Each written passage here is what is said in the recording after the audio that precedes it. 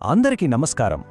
బాప్తిస్మం క్రైస్తవ విశ్వాసంలో ఇది చాలా కీలకమైన ఆచారం. కానీ ఇది కేవలం నీటిలో మునిగి లేవడం మాత్రమే కాదు, దీని వెనుక చాలా లోతైన అర్థముంది. సరే, ఈరోజు మనం బైబిల్ ప్రకారం బాప్తిస్మం యొక్క అసలు ఉద్దేశమేంటో వివరంగా తెలుసుకుందాం. కాబట్టి మొట్టమొదట మన ముందుకొచ్చే ప్రశ్న ఇదే: అసలు ఒక వ్యక్తి బాప్తిస్మం ఎందుకు తీసుకోవాలి? చాలామంది మదిలో మెదిలే ప్రశ్న ఇది. దీనికి సమాధానం ఎక్కడుందో చూద్దాం, పదండి. అయితే ఆశ్చర్యకరంగా ఈ ప్రశ్నకు సమాధానం మన ఇష్టంతో మొదలవదు, ఒక ఆజ్ఞతో మొదలవుతుంది. అవును, బైబిల్ ప్రకారం బాప్తిస్మం అనేది మనం కావాలంటే తీసుకునేది కాదు, దేవుడు మనకిచ్చిన ఒక ఖచ్చితమైన ఆదేశమన్నమాట. కరెక్ట్. ఈ ఆధ్యాత్మిక ప్రయాణం అనేది మన సొంత నిర్ణయంతో కాదు, దేవుని పిలుపుతో, ఒక ఆజ్ఞతో మొదలవుతుంది. ఈ యొక్క ప్రాథమిక సత్యం అర్థమైతే చాలు, బాప్తిస్మం ఎంత ముఖ్యమో మనకు తెలిసిపోతుంది. ఇక్కడ చూడండి, ఈ మాటలు స్వయంగా యేసుక్రీస్తు చెప్పినవి. ఆయన తన శిష్యులకిచ్చిన గొప్ప ఆజ్ఞ ఇది. ఇక్కడ మనం గమనించాల్సిందేంటంటే, ఇది చేస్తే మంచిది అని చెప్పిన సలహా కాదు, ఖచ్చితంగా చేయండి అని చెప్పిన ఆదేశం. అంటే బాప్తిజం అనేది మన ఇష్టాయిష్టాలతో సంబంధం లేకుండా విధేయతతో పాటించాల్సిన విషయం.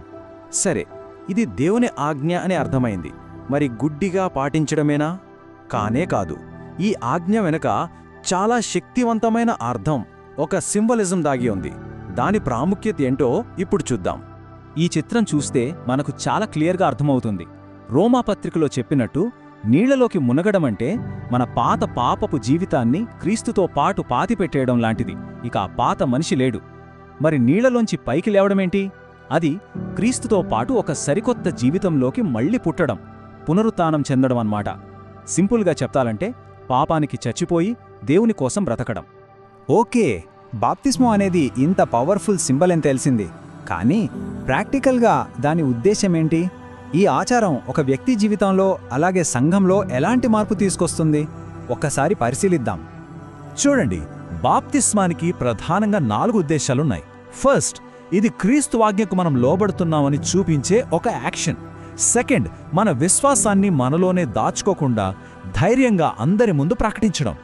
థర్డ్, మనం క్రీస్తు మరణంలోనూ ఆయన పునరుత్థానంలోనూ పాలు పంచుకుంటున్నామని చెప్పే ఒక శక్తివంతమైన గుర్తు. ఇక ఫైనల్గా 4వది, ఇది మనల్ని అధికారికంగా సంఘమనే ఒక పెద్ద కుటుంబంలోకి ఆహ్వానిస్తుంది. సో వీటన్నిటినీ కలిపి చూస్తే ఏమర్థమవుతోంది?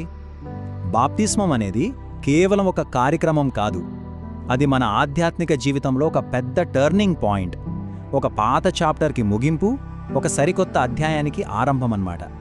ఒక్క మాటలో చెప్పాలంటే, బాప్తిజం అంటే మన లోపల జరిగిన మార్పుకు బయట కనిపించే గుర్తు, మన హృదయంలో పుట్టిన విశ్వాసానికి, ఈ ప్రపంచానికి మనమిచ్చే ఒక పబ్లిక్ సాక్ష్యం. సరే, ఈ వివరణను ముగించే ముందు ఒక ప్రశ్నతో ఆలోచిద్దాం. ఇలా విశ్వాసాన్ని అందరి ముందు ప్రకటించడం అనేది కేవలం ఒక వ్యక్తిగత విషయం మాత్రమేనా?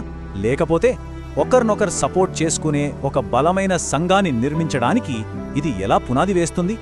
దీని గురించి ఆలోచించాల్సిన అవసరం ఎంతైనా ఉంది.